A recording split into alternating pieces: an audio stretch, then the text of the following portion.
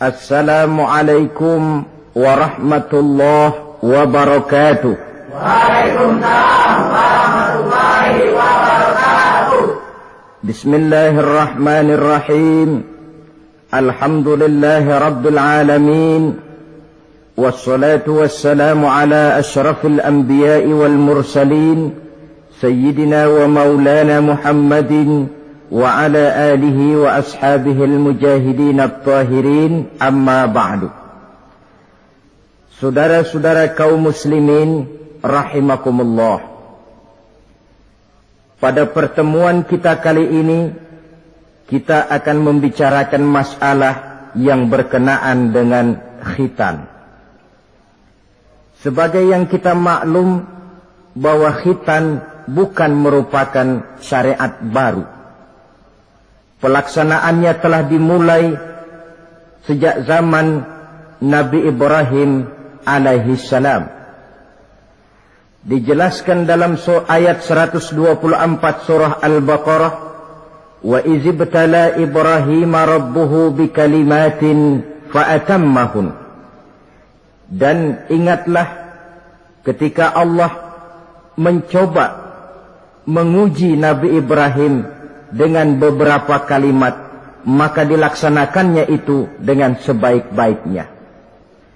Allah menguji Nabi Ibrahim dengan beberapa kalimat. Kalimat di sini maksudnya adalah perintah dan larangan. Allah menguji Nabi Ibrahim untuk melaksanakan beberapa perintah, menjauhi beberapa larangan, yang seluruhnya dilaksanakan dengan sebaik-baiknya. Kalau kita buka sejarah, akan kita lihat bahwa memang kehidupan Nabi Ibrahim penuh dengan tamsil-tamsil yang tentu merupakan hikmah buat kita sekarang ini. Oleh sebab itu, para ulama berbeda pendapat tentang perintah yang ada di dalam ayat 124 ini. Ada yang berpendapat Allah menguji Nabi Ibrahim dengan beberapa perintah dan larangan, bahwa perintah yang ada di dalam ayat ini adalah perintah untuk membangun Ka'bah. Ada juga yang mengatakan perintah untuk menyembelih putranya Nabi Ismail alaihi salam. Ada pula yang berpendapat perintah untuk hijrah, dan masih banyak pendapat-pendapat lain, termasuk pendapat yang menyatakan di dalam perintah ini adalah pelaksanaan daripada khitan, seperti yang dikuatkan oleh Al-Imam Qurtubi. Kesimpulannya adalah seperti yang dijelaskan oleh Al-Imamul Jalil Al-Hafiz Imaduddin Abil Fida Ismail Ibn Katsir. Di dalam tafsir Ibnu Katsirnya, beliau mengutip pendapat Abu Ja'far bin Jarir, di mana beliau berkata, annahu yajuzu an yakuna al-muradu bil kalimat jami'u ma dzukira wa jaizun an yakuna ba'd dzalik wa la yajuzu al-jazmu bi shay'in minha annahu al-muradu 'ala at-ta'yin illa bi hadisin aw ijma'in. Kesimpulannya ialah bahwa yang dimaksud dengan perintah dan larangan dalam ayat ini adalah seluruh yang ditemui oleh Nabi Ibrahim dalam perjalanan hidupnya, atau sebagiannya, tetapi tidak boleh menetapkan bahwa perintah dalam ayat ini cuma satu saja, kecuali berdasarkan hadis atau ijma'. Dengan kata lain, termasuklah khitan di dalam kalimat wa izibtala Ibrahim rabbuhu bikalimatin fa'atammahun. Kesimpulannya ialah syariat khitan dimulai oleh Nabi Ibrahim alaihi salam. Ini dari segi sejarahnya. Menurut hadis Imam Bukhari dan Muslim, ketika turun perintah khitan ini, umur Nabi Allah Ibrahim sudah mencapai usia 80 tahun. Kita bisa bayangkanlah ini, umur 80 tahun turun perintah khitan. Di zaman tentu belum ada pisau cukur, belum ada gunting, belum ada silet. Sedangkan pada usia 80 tahun kulit itu biasanya sudah mulai agak keras. Turun perintah untuk melaksanakan khitan.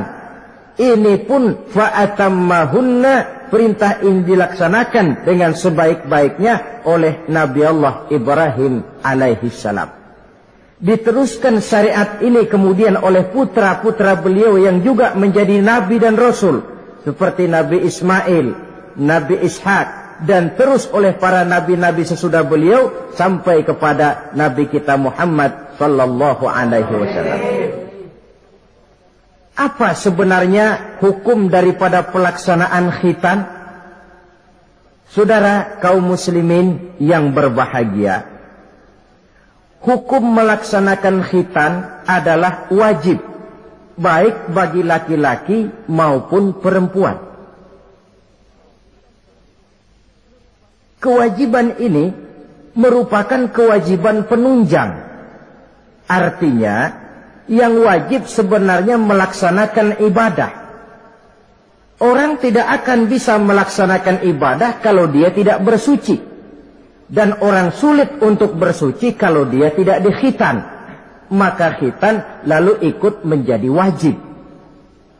Dalam kaidah usul fikih dijelaskan, lil wasail hukmul maqasid. Wasilah mempunyai hukum yang sama dengan tujuan. Contoh, saudara wajib naik ke atas loteng. Ya, wajibnya naik ke atas loteng. Tapi saudara tidak akan bisa naik ke loteng kalau tidak ada tangga. Maka adanya tangga ikut menjadi wajib. Perintahnya cuma naiklah kamu ke loteng. Tidak ada perintah carilah tangga. Tapi lalu dalam proses pelaksanaannya kita tidak akan bisa naik ke loteng kalau tidak ada tangga. Maka adanya tangga ikut menjadi wajib. Allah memerintahkan kita, dirikanlah sholat.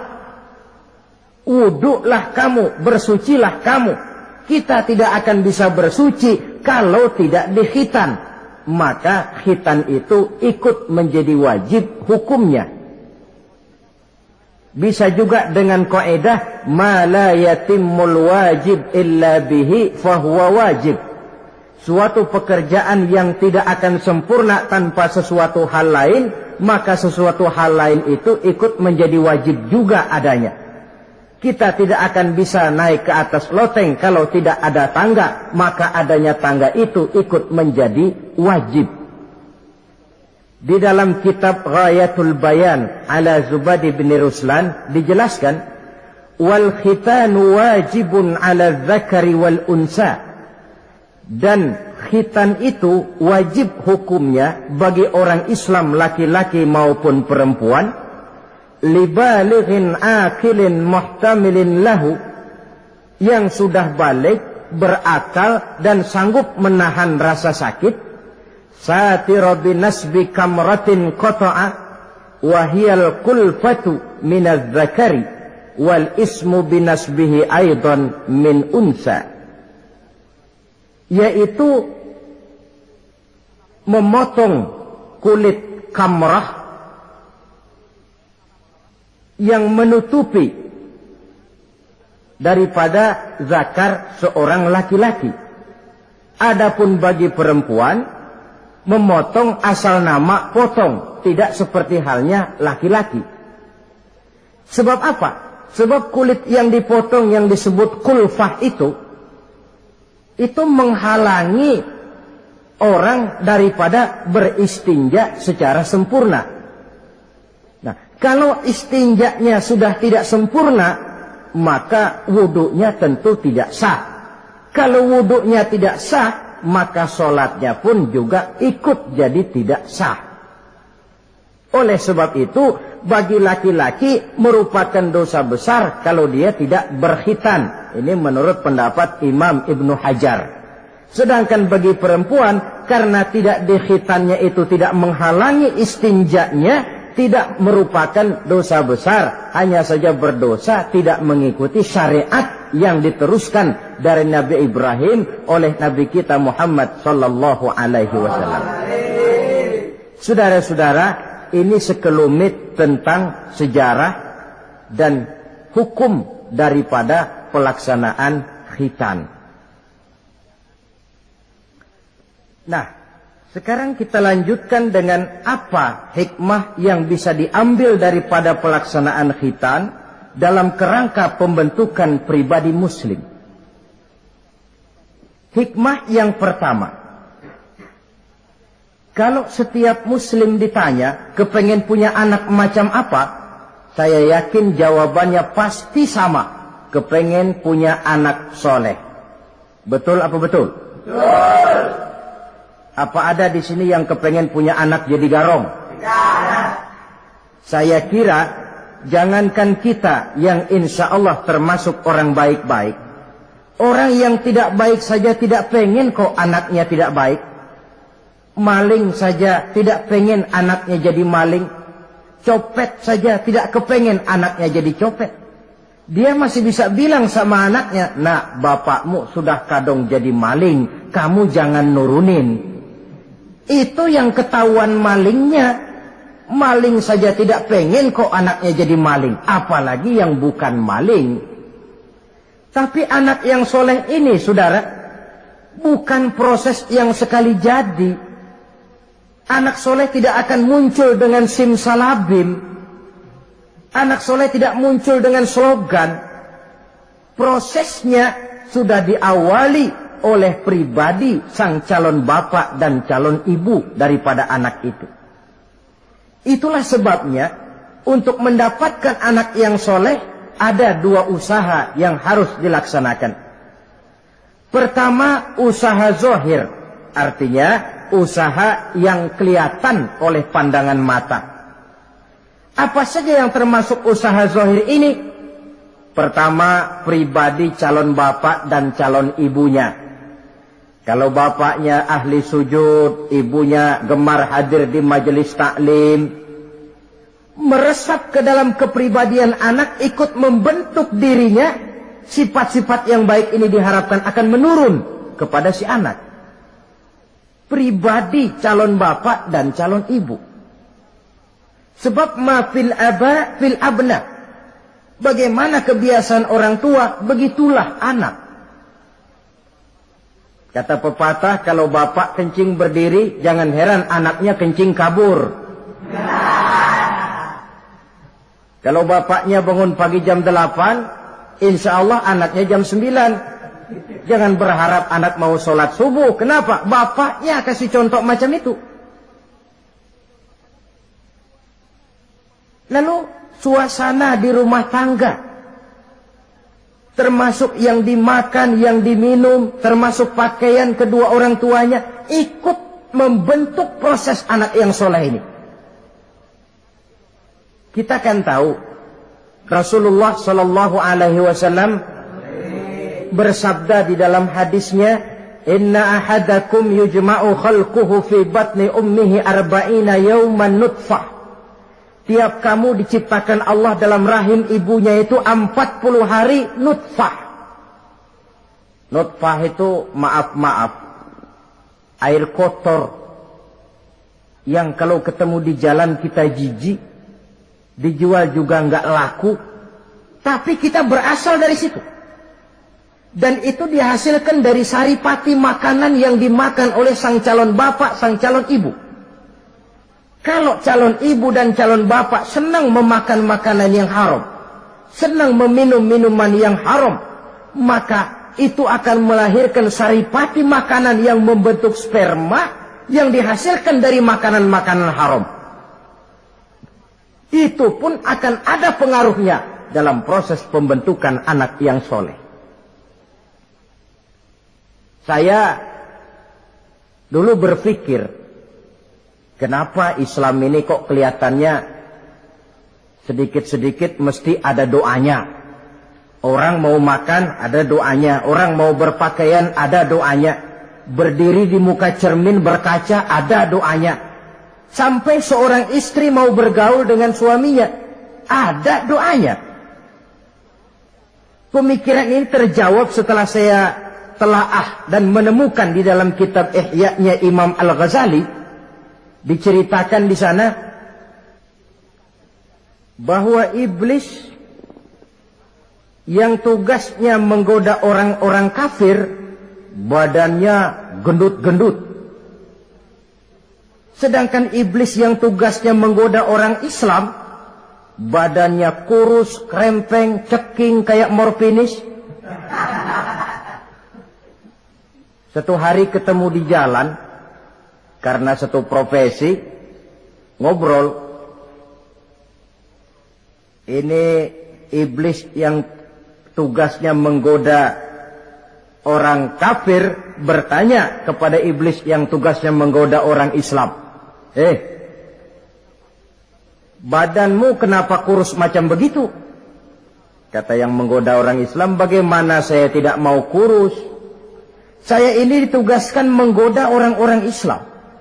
Orang Islam itu kalau dia mau minum, dia baca bismillah. Bismillah racun, saya nggak bisa ikut minum. Dia mau makan, baca bismillah. Bismillah racun lagi, saya nggak bisa ikut makan. Dia mau tidur, tarik selimut, dia baca bismika Allahumma ahya wa amut, racun lagi aja. Saya nggak bisa tidur di selimut, terpaksa tidur di emper, mana keanginan. Dia mau bergaul sama istrinya, dia baca Allahumma jannibna syaitan wa jannibis syaitan fima razaqtana, racun lagi. Saya nggak bisa bantuin, cuma ngeliatin dari jauhan. Bagaimana enggak kurus makan hati? Kata iblis yang badannya gendut-gendut, untung benar saya menggoda orang kafir yang enggak ada bacaan apa-apanya. Dia makan, saya ikut makan. Dia minum, saya ikut minum. Dia tidur di selimut empuk, saya masuk ke dalamnya. Dia bergaul sama istrinya, dikit-dikit saya bantuin. Allah Karim ini, maaflah kalau sudah dibantuin iblis ini, jangan heran anak jadi sangar nantinya. Jadi sejak proses produksi awal, Islam sudah mengajarkan hal yang sedemikian rupa. Pribadi calon ibu bapaknya baik, makanan, minuman, dan pakaian terdiri dari yang halal. Suasana beragama kelihatan di rumah tangga. Ibu ahli sujud, bapak ahli sujud. Ini termasuk proses usaha yang zahir dari orang tua yang menginginkan anak yang soleh. Sampai terjadi proses kehamilan. Proses kehamilan itu kata Nabi 40 hari yang pertama nutfah, 40 hari yang kedua alaqah, 40 hari yang ketiga mudghah. Mudghah itu embrio, cikal bakal bayi. Setelah proses 3 kali 40 hari itu, barulah ditiupkan ruh ke dalam rahim sang ibu.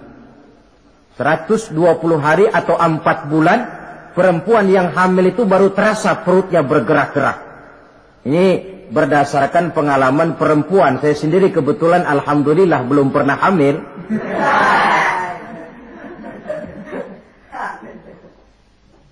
Saudara-saudara, sampai usia kehamilan itu 7 bulan, ada tradisi yang disebut 7 bulanan. Itu tradisi dilaksanakan baik, tidak pun tidak apa-apa. Tidak ada perintahnya memang, tapi juga tidak ada larangannya. Apalagi berkumpul orang membaca ayat-ayat Al-Quran, memohon doa dan sebagainya. Sebab pada kandungan 7 bulan ini, embrio sudah mengarah kepada bentuk positif dari wujud manusia.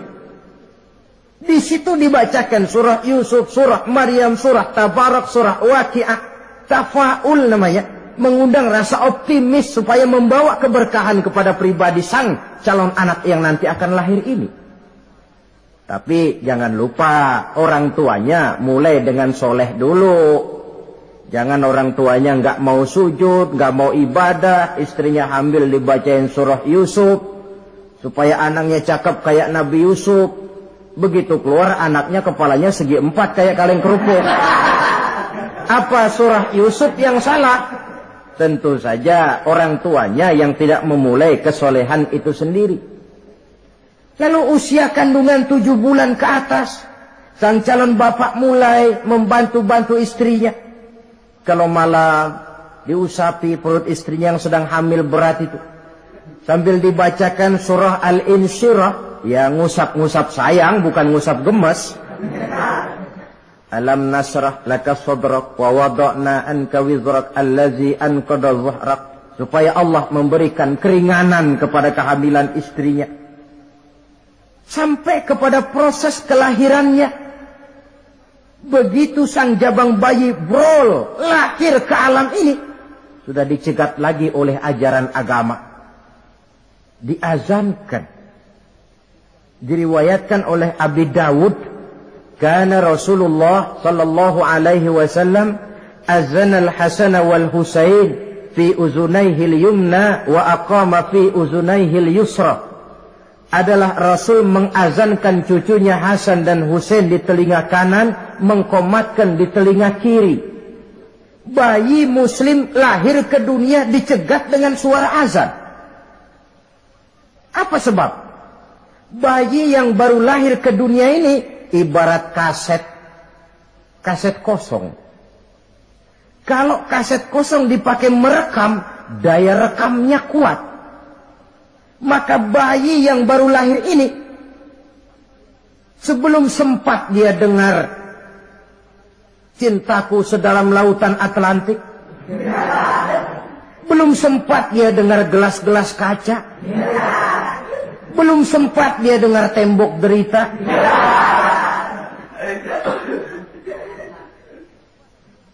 belum sempat dia menikmati serak-serak basahnya suara Frank Sinatra atau merdunya suara Madonna. Rekaman pertama yang masuk lafzul jalalah, Allahu Akbar, Allahu Akbar. Belum sempat dia dengar yang lain. Keagungan Allah yang didengarnya. Kaset kosong diisi dengan rekaman pertama berupa lafzul jalalah. Saudara hadirin yang saya hormati, lalu datang kewajiban orang tua setelah sang anak lahir. Apa itu? Memberikan nama. Jangan lupa, ini proses pembentukan anak yang soleh. Memberikan nama. Walaupun William Shakespeare pernah bilang, what is a name? Apa sih arti sebuah nama? Cuma nama saja kok. Biar adanya di atas lumpur, kalau memang intan, ya tetap intan. Nama itu tidak banyak artinya. Namun pada hakikatnya, nama merupakan bagian daripada doa. Itulah sebabnya Islam mengajarkan khairul asma'i ma hummida wa ubbida. Sebagus-bagus nama yang mengandung pujian atau menggambarkan kehambaan seseorang kepada Tuhan. Mengandung kata-kata pujian, Ahmad, Muhammad, Hamid, Mahmud. Mengandung nilai kehambaan seperti Abdurrahman, Abdurrahim, Abdurrauf. Jangan mentang-mentang ada di Quran anak dinamai Jahannam. Wah, kenapa Jahannam? Itu kan ada di Quran, Pak. Iya, di Quran, tapi lempengan neraka itu. Nah, sekarang ini saya melihat gejala akibat rasa malu beragama. Kan zaman sekarang kadang ada tuh orang malu mengakui Islamnya. Bertemu teman, Assalamualaikum, malu, minder. Berangkat ngaji bawa Quran, malu, minder, rendah diri. Malu mengakui Islamnya. Termasuk diberikan nama yang berbau-bau Islam ini. Malu katanya, kampungan. Bapaknya kasih nama bagus, Ibrahim. Lantaran pengen nyentrik, dia potong, Bram. Ibrahim kampungan, Bram aja nih lah. Itu kan cuma nama, Pak. Memang begitu mulanya. Nabi pernah memberikan isyarat, la tattabi'anna sunnana man kana qablakum shibran bi shibrin. Satu saat kau pasti akan mengikuti tingkah laku orang-orang sebelum kamu. Cuma cara kamu ngikuti sedikit-sedikit, sejengkal, sehasta, semeter. Begitu enak kamu ikut-ikutan, sampai yang kamu ikuti masuk ke lubang biawak, kamu pun akan masuk juga ke dalamnya. Mula-mula nama, malu pakai nama Islam. Dari nama pindah ke pakaian. Dari pakaian pindah ke pergaulan. Kalau nama Ibrahim berteman dia dengan Ali, Hamid, Farid, Syauki. Sudah pakai nama Bram, masa Bram temennya soleh, nggak nyetel Kalau Bram kan temennya si Blacky. Nah, kalau sudah pindah ke pergaulan, yang saya khawatir pindah agama tidak terasa. Pindah agama tidak lagi terasa. Ini yang kita khawatir. Itulah sebabnya membudayakan nama yang baik ini perlu kita pelihara. Nama sebagian daripada doa. Tatkala orang tua memanggil kita dengan nama yang baik, sudah merupakan doa agar anaknya jadi orang baik-baik. Saudara hadirin yang saya hormati, setelah memberikan nama yang baik, kewajiban berikutnya dari orang tua muslim ialah wa ayyu'addibahu, kata Nabi, memberikan pendidikan. Sebab nama yang baik tidak akan banyak menolong kalau tidak diiringi dengan pendidikan. Nama saja Muhammad Mukmin, kerjaan ngadu ayam.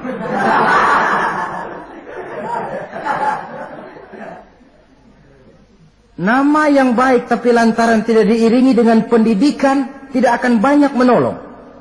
Nah, pendidikan ini dari mana dimulai? Dari rumah tangga. Al-bait madrasatul ula. Rumah tangga adalah sekolah yang pertama. Belum lagi anak kenal TK, ibtidaiyah, tsanawiyah. Yang dia kenal adalah rumah tangganya. Gurunya adalah ibu bapaknya. Dan proses mendidik anak ini tentu merupakan proses yang panjang, memerlukan pengorbanan dari kedua orang tuanya. Namun prinsip lebih baik sekarang orang tua berkorban daripada menjadi korban. Kalau orang tua tidak mau berkorban untuk mendidik anaknya, percayalah pada suatu saat dia akan jadi korban dilawan oleh kebrutalan anaknya sendiri. Biarlah kita orang-orang tua ini peras keringat banting tulang. Pergi pagi pulang sore, kaki jadi kepala, kepala pun jadi kaki. Untuk satu cita-cita agar anak-anak kita kelak lebih baik daripada kita sekarang ini. Mendidik. Karena kian hari kita dihadapkan dengan kenyataan. Peledakan penduduk, sulitnya lapangan kerja, persaingan hidup yang makin tajam. Sulitnya ekonomi. Kalau anak kita tidak bekali dengan pendidikan, dia akan tersudut di pojok-pojok kehidupan untuk lebih banyak cuma jadi penonton daripada pemain di dalam kegiatan kehidupan ini. Nah, setelah memberikan nama yang baik, lalu mendidiknya, lalu datanglah usaha yang batin di dalam proses pembentukan anak yang soleh ini, yaitu mendoakan anak. Yang baik tentu doa dari orang tuanya sendiri. Sebab kata Nabi, doaul walid liwaladihi kadu'ain nabi li ummatihi. Doa orang tua kepada anaknya seperti doa Nabi kepada umatnya. Sebagaimana doa Nabi kepada umatnya tidak ditolak, begitulah doa orang tua kepada anaknya. Di keheningan malam, si orang tua ini sering bangun, tahajud, sujud dia di hadapan Allah dengan menitikkan air mata, memohon doa dengan doanya Nabi Allah Ibrahim, Rabbi habli minas salihin. Ya Allah, berikan kiranya saya anak yang soleh. Nabi Ibrahim tidak minta anak pintar. Nabi Ibrahim tidak minta anak yang tampan. Nabi Ibrahim tidak minta anak yang kaya dan punya kedudukan tinggi. Yang beliau minta, Rabbi habli minas salihin. Ya Allah, berikan saya anak yang soleh. Kelihatan ini ketika beliau punya anak bernama Ismail, lalu turun perintah Allah, hai Ibrahim, potong leher anakmu Ismail. Nabi Ibrahim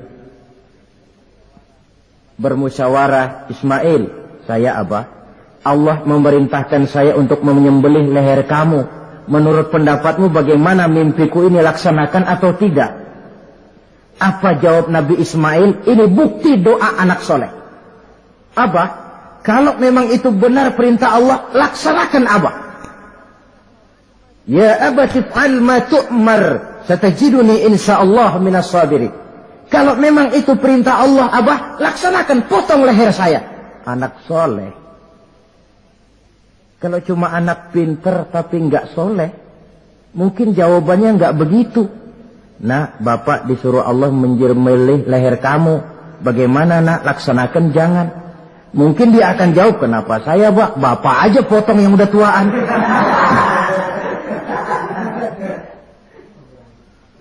Doa orang tua kepada anak. Atau boleh juga doa orang lain yang diyakini kesolehannya oleh orang tua tadi. Mengundang Pak Ustadz, Pak Kiai ke rumah, tolong doakan anak saya. Tidak ada salahnya. Sebab Nabi mengajarkan, aksiru minan nas bidu'ail khair, fa innaka la tadri min ayyi fahin yuqbal. Banyak-banyaklah minta doa kebaikan dari orang lain, sebab kamu tidak tahu dari mulut yang mana doa itu diterima Allah. Mungkin saja orang menurut pandangan kita kere, miskin, tidak dipandang orang lain. Tapi kalau doanya Allah mau terima, siapa yang sanggup menghalangi? Banyak-banyaklah minta doa kebaikan dari orang lain, sebab tidak seorang pun tahu dari mulut yang mana doa itu akan diterima Allah. Doa orang tuanya. Inilah hikmah khitan yang pertama, proses pembentukan anak yang soleh. Yang kedua, khitan itu menanamkan kepada anak-anak muslimin sikap berani menghadapi hidup. Di waktu kecil sudah dilatih mengalirkan darah. Seolah-olah orang tuanya berkata, nak, hidup ini adalah perjuangan, nak. Perjuangan itu peras keringat, banting tulang, mengalirkan darah, kadang-kadang mengorbankan nyawa. Hidup bukan undian, nak. Jangan mengharap untung besar tanpa mau peras keringat. Berani hidup artinya berani menghadapi segala resiko yang ada di dalam hidup.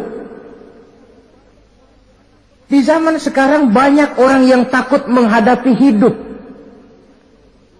Pakaian mau bagus, makan mau enak, hidup mau terpandang dan dihargai orang, tapi kerja keras tidak mau. Paling-paling istilah orang maunya cuman hardolin. Hardolin itu bahasa Jerman, artinya dahar, modal, ulin.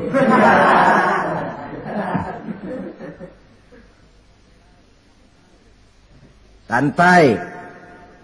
Ini kan takut menghadapi hidup. Atau melihat bahwa stres hidup begitu tinggi, lalu mengundi-ngundi hidup. Dipertaruhkannya hidup di meja judi, dipertaruhkannya hidup di gunung-gunung, memuja-muja setan, dan sebagainya. Itu pun termasuk orang yang takut menghadapi hidup. Tidak berani menghadapi resiko yang ada di dalamnya. Cuma khayal saja membumbung tinggi, tapi keberanian untuk bekerja keras tidak ada. Anak-anak muslimin sejak dini, sejak masih kecil sudah dilatih mengalirkan darah. Hidup ini perjuangan, nak. Bukan santai-santai, bukan berleha-leha, bukan berandai-andai. Tidak akan pernah sampai kita kepada tujuan kalau hidup cuma diisi dengan berandai-andai, berleha-leha, bersantai-santai. Dia adalah perjuangan. Jalannya menanjak, menurun, banyak onak dan duri di sekelilingnya. Kuatkan pribadimu menghadapi hidup ini. Ditanamkan sikap berani menghadapi hidup. Itu yang kedua. Lalu yang ketiga, khitan pada hakikatnya merupakan peletakan batu pertama dalam arti mempersiapkan anak supaya hidupnya nanti menjadi orang yang sujud kepada Allah. Secara tidak langsung orang tuanya seolah-olah berkata, "Nak, kamu dikhitan sekarang supaya nanti kamu bisa istinja, nak. Kalau kamu sudah bisa istinja, kamu bisa berwudu. Kalau wudumu sah, kamu bisa sholat." Peletakan batu pertamanya lewat khitan. Jadi kalau sudah dikhitan lalu dianggap selesai, sholat tidak diajarkan, wudu tidak diajarkan, ya sama saja dengan membangun rumah. Setelah peletakan batu pertama lalu tidak dilanjutkan dengan membangun yang lain, alang-alang yang bakal tumbuh. Sebab dalam realitanya nanti bukan cuma tubuh kita yang dikhitan, harta kita nanti dikhitan. Cuma khitan harta namanya zakat, infak, sodakoh. Itu kan harta dikhitan supaya bersih. Khitan juga namanya. Karenanya mengkhitan anak, mempersiapkan anak agar menjadi hamba Allah yang sesungguhnya. Menjadi manusia yang sujud kepada Allah Tuhannya. Itu merupakan prakondisi ke arah pembentukan manusia yang kelak akan sujud kepada Allah Rabbul Jalil. Peletakan batu pertama mempersiapkan anak untuk hidup melaksanakan ibadah. Dan ini tujuan hidup. Allah jelaskan, "Wa ma khalaqtul jinna wal insa illa liya'budun." Aku tidak ciptakan jin dan manusia melainkan untuk beribadah kepadaku. Masalah paling pokok bukan bertanya mengapa kita diciptakan oleh Allah, karena kita memang sudah ada. Masalah paling pokoknya ialah untuk apa kita diciptakan oleh Allah. Kalau saudara bertanya mengapa saya dibikin oleh Allah, itu hak Allah untuk menjawabnya. Manusia buntu. Sebab itu pertanyaan kita bukan mengapa kita diciptakan Allah, tetapi untuk apa kita diciptakan Allah. Yang bisa jawab tentu yang bikin manusia. Seperti juga kita tanya, "Pak, untuk apa Bapak bikin bangku?" Yang bisa jawab pasti ya yang bikin bangku toh. Sebagai pembikin, dia tentu lebih tahu untuk apa bangku itu dibikin. Untuk apa manusia diciptakan Allah? Jawabannya datang dari Allah. "Wa ma khalaqtul jinna wal insa illa liya'budun." Aku tidak menciptakan jin dan manusia kecuali untuk melaksanakan ibadah kepadaku. Ini rupanya tujuan penciptaan manusia. Agar kita menjadi orang-orang yang hidup melaksanakan ibadah dalam pengertian yang seluas-luasnya. Sejak ibadah pribadi yang langsung antara kita dengan Allah, seperti sholat, puasa, zakat, haji, sampai kepada ibadah yang tersalur melalui kehidupan bermasyarakat. Umpamanya membangun, memelihara kesehatan, menjaga keamanan di kampung. Yang kalau kita niatkan untuk mencapai ridho Allah, insya Allah itu akan bernilai ibadah. Tujuan penciptaan manusia ternyata tidak lain untuk melaksanakan ibadah. Prestasinya di hadapan Allah bergantung kepada sampai sejauh mana nilai ibadah itu dilaksanakannya. Ini yang ketiga. Yang keempat, hikmah daripada khitan itu dari sisi orang tua menempatkan perintah Allah di atas perasaan dan kepentingan pribadi. Ada enggak orang tua yang enggak sayang sama anaknya? Semua orang tua sayang kepada anaknya. Jangan anak sampai dipotong mengalirkan darah. Anak main saja, main layang-layang, jatuh, pulang kakinya berlumur darah, sudah ribut orang tuanya. Kenapa nak? Kenapa sayang? Kenapa raja? Aduh, raja lah kita.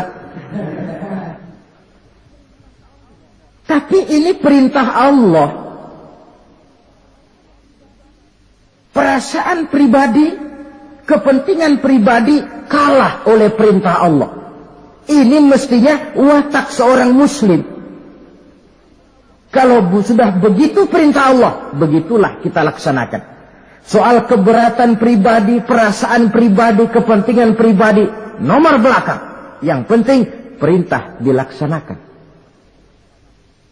Cobalah kalau khitan itu anak yang begitu kita sayangi, pada umur sedang lucu-lucunya, dipegangi dia, lalu dikhitan. Kadang dia menangis, mengalirkan darah, sakit dia 2-3 hari belum bisa berjalan dan bermain dengan teman-temannya. Tapi ada rasa luas dalam hati orang tua. Kenapa? Alhamdulillah ya Allah, perintahmu sudah saya laksanakan. Perasaan pribadi itu ditekan oleh perintah Allah. Perintah Allah di atas perasaan dan kepentingan pribadi. Kalau perasaan ini sudah kita miliki, itu pertanda nilai iman kita sudah mapan.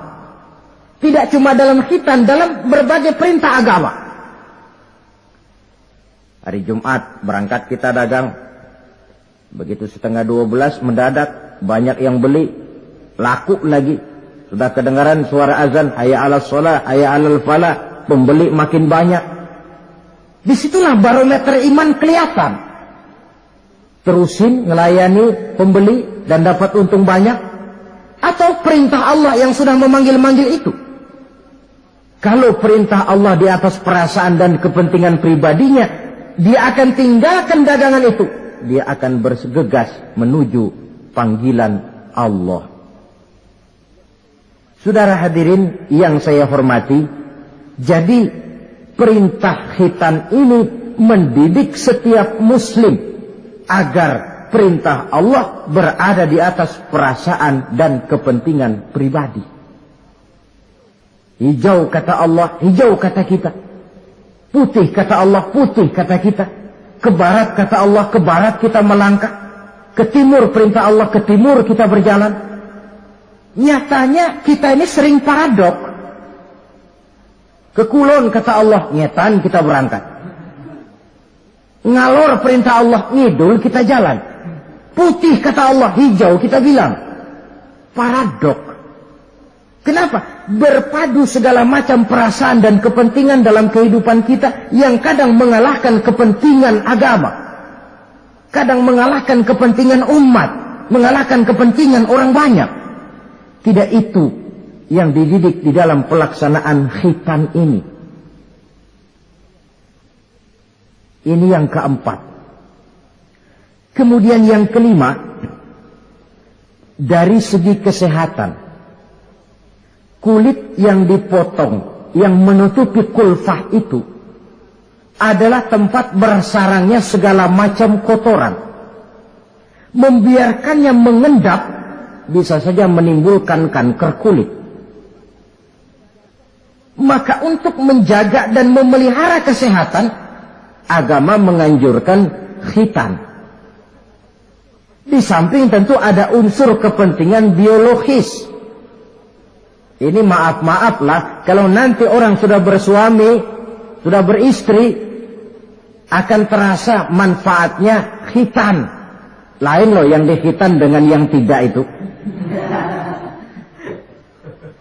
Coba saja tanya orang, makan pisang itu yang enak dikupas dulu apa dimakan kulit-kulitnya? Ya mesti tentu yang enak ya dikupas dulu. Kalau kulit-kulitnya juga dimakan, rakus namanya. Belum lagi kemungkinan bisa jadi penyakit. Dari segi kesehatan, dari segi kepentingan biologis, perintah khitan ini kembali manfaatnya buat kehidupan manusia. Itulah sebabnya di dalam An-Nahl ayat 123 Allah Subhanahu wa taala menegaskan, "Tsumma auhayna ilaika an ittabi' millata Ibrahim hanifa wa ma kana minal musyrikin." Kemudian kami wahyukan kepada kamu wahai Muhammad, ikutilah agama Ibrahim yang hanif ini, dan tidaklah ia termasuk daripada golongan orang-orang yang menyekutukan Allah. Artinya syariat khitan ini yang berasal dari sejarah kehidupan Nabi Ibrahim diteruskan oleh syariatnya yang dibawa oleh Nabi kita Muhammad sallallahu alaihi wasallam. Maka kalau ayat menjelaskan inna dina indallahil Islam, agama yang diridhoi Allah itu cuma agama Islam. Islam yang mana? Islam yang dibawa oleh Nabi Adam. diteruskan oleh Nabi Nuh, diteruskan oleh Nabi Ibrahim, diteruskan oleh Nabi Musa, diteruskan oleh Nabi Isa, dan disempurnakan oleh Nabi kita Muhammad sallallahu alaihi wasallam. Karena seluruh rasul yang 25 ini sumbernya sama, Allah. Prinsip ajarannya sama, la ilaha illallah. Cuma syariatnya saja yang agak berbeda, disesuaikan dengan situasi dan kondisi dari umat yang dihadapi oleh rasul itu. Nabi Sulaiman misalnya ada sholat, tapi sholatnya Nabi Sulaiman tidak pakai ruku dan tidak pakai sujud, berdiri saja. Zaman Nabi Nuh ada puasa, tapi puasanya versi Nabi Nuh lain dengan puasanya versi kita sekarang ini. Syariat berbeda sesuai dengan situasi dan kondisi. Tapi khitan sejak Ibrahim, Ismail, Ishak, sampai kepada Musa, sampai kepada Isa, sampai kepada Nabi kita, terus berkelanjutan sampai hari akhir nanti.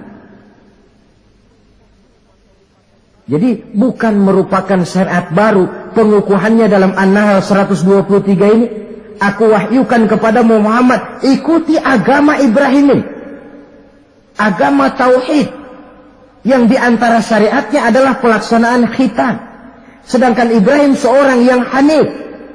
Hanif ini lebih tinggi daripada sekedar taat. Kalau orang yang taat itu contohnya begini, nak, tolong taruh ini gelas di pinggir meja, nak. Kalau dia taat ya apa adanya, ditaruh saja tuh gelas di pinggir meja. Orang yang hanif lain, mikir. Iya, kalau ditaruh di pinggir kan gampang kesenggol orang, jatuh ke bawah, pecah. Biar diperintah taruh di pinggir, taruh aja di tengah dah, biar aman. Ini hanif namanya. Tingkatan yang lebih tinggi daripada taat. Nabi Ibrahim seorang yang hanif. Tidak ada perintah Allah yang tidak dilaksanakan dengan sebaik-baiknya. Sampai pun perintah memotong anak sendiri. Saya kira kalau perintah macam begini turun kepada orang zaman sekarang, banyak yang bubar jadi orang Islam. Potonglah leher anakmu, udahan aja dah. Dan memang perintah itu cuma untuk menguji kekuatan mental Nabi Ibrahim alaihissalam. Perintah menyembelih leher anak, perintah membangun Ka'bah, perintah hijrah keluar dari kampung halamannya sampai mengembara ke negeri Syam. Perintah ujian menghadapi api yang dinyalakan oleh Raja Namrud. Belum lagi perintah menghadapi kekufuran daripada kaumnya, menghadapi orang tuanya sendiri yang adalah produsen berhala. Bisa kita bayangkan ini, anaknya penegak tauhid, bapaknya produsen berhala. Tapi itulah agama, syarat dengan contoh. Yang anak bapaknya nabi, anaknya bajingan. Yang anaknya nabi, bapaknya pembuat berhala. Karena memang hidayah itu adalah hak prerogatif dari Allah Subhanahu wa ta'ala. Diberikan kepada siapa saja yang dikehendakinya. Saudara-saudara kaum muslimin rahimakumullah. Oleh sebab itu, saya mengajak kepada seluruh umat Islam, kalau melaksanakan walimatul khitan, mengkhitan anak, boya sudah lewat masanya cuma sekedar diramein dengan layar tancap atau orkes madun. Akan lebih positif kalau diisi dengan dakwah, pengajian, ceramah yang menjelaskan tentang hikmah daripada walimatul khitan ini. Yang ditinjau dari segi apapun, mengadakan pengajian itu lebih menguntungkan. Baik pribadi, baik yang mengadakan walimah, baik bagi masyarakat. Ketimbang walimah dengan berfoya-foya. Apalagi hadis mengingatkan kita, kata Nabi begini, man sanna sunnatan hasanatan falahu ajruha wa ajru man amila biha. Siapa yang memulai satu kebajikan, dia akan mendapat pahala dan pahala dari orang-orang yang mengikuti kebajikan itu. Saudara nyunatin anak, mengadakan pengajian, undang kiai, banyak orang yang hadir, saudara akan dapat pahala dan juga dapat pahala dari seluruh orang yang hadir. 1000 orang yang hadir, 1000 saudara dapat pahala. Sebaliknya kata Nabi, wa man sanna sunnatan sayyi'atan falahu ismuha wa ismu man amila biha. Siapa yang memulai satu kejahatan, dia akan mendapat dosa dan dosa dari seluruh kejahatan yang terjadi pada malam itu.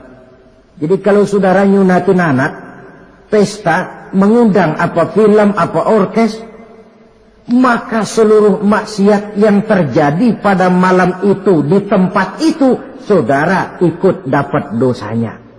Kenapa? Sponsornya saudara. Iya, tapi kan saya nggak suruh mereka maksiat, Pak. Betul. Tapi bisanya mereka maksiat kan karena sarana disediakan. Sponsornya itu. Jadi sponsor kebajikan mendapat pahala, sebagaimana sponsor kejahatan pun akan mendapat pahala dari nilai kejahatan yang ditimbulkannya. Belum lagi segi keberkahannya, belum lagi banyaknya orang-orang yang berdoa, 1, 2, 3, 40 orang berkumpul mendoakan anak kita. Masuk dalam hadis, doaul arba'in ka doail wali. Doa 40 orang yang berkumpul sudah sama dengan doanya seorang wali. Jangan, inilah yang sering saya istilahkan, kita ini kadang-kadang kontradiksi. Nikah secara Islam, ngadep penghulu, ada 2 saksi, pakai ijab kabul. Tapi nanti pestanya secara Nasrani, gaya hidup rumah tangganya gaya Yahudi. Nikahnya, khitannya cara Islam, pestanya gaya Yahudi, pendidikan anaknya cara Nasrani. Akhirnya pribadi anak jadi tidak karu-karuan, terlalu banyak diwarnai. Bukankah Nabi menyatakan kullu mauludin yuladu 'alal fitrah wa abawayhi yuhawidanihi aw yumajjisanihi aw yunassiranihi aw kama qala. Setiap bayi dilahirkan dalam keadaan suci, bersih. Tidak ada dosa warisan dalam Islam. Tidak ada anak haram jadah dalam Islam. Yang haram jadah itu perbuatan bapak moyangnya itu. Anak lahir suci, bersih, seperti kertas putih. Mau ditulis dengan tinta apa, terserah kedua orang tuanya. Setiap bayi dilahirkan suci, kata Nabi. Orang tuanya yang menjadikan dia Yahudi, menjadikan dia Nasrani, atau menjadikan dia Majusi. Kadang tanpa terasa. Bapaknya Muslim, ibunya Muslimah, tapi anaknya belajar di sekolah Nasrani. Ini kan sudah Yunasirani, menasranikan anak. Sekolahnya di sekolah Yahudi, sekolahnya di sekolah Majusi, menjadi pemuji api. Dan anak lebih dari sekedar buah mata belahan hati, dia adalah amanah dari Allah. Gara-gara anak, orang tua bisa sampai ke surga. Pun gara-gara anak, banyak orang tua masuk neraka. Amanah yang disia-siakan akan menjadi beban daripada orang tua itu sendiri. Oleh karena itu, sekali lagi saya mengajak, hidupkan tradisi yang baik dengan memperbanyak pengajian-pengajian, baik dalam walimatul khitan, walimatul arus, atau berbagai kesempatan yang memang mungkin untuk itu. Makin banyak dakwah dan pengajian, insya Allah makin terasa akibat positifnya bagi masyarakat, agama, bangsa, dan negara yang kita cintai ini. Nah, saudara, inilah selintas tentang khitan pada pertemuan kita kali ini. Mudah-mudahan ada hikmahnya. Terima kasih banyak atas segala perhatian. Mohon maaf atas segala kekurangan. Usikum wa nafsi bitaqwallah. Aqulu qawli hadha fa astaghfirullahal azim li wa lakum. Wassalamu alaikum warahmatullahi wabarakatuh.